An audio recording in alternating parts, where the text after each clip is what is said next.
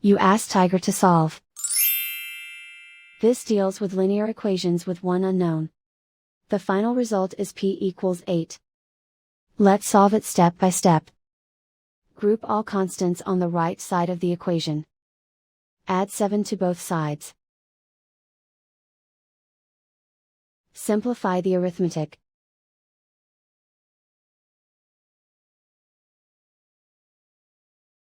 Isolate the p. Multiply both sides by 8. Group like terms. Multiply the coefficients.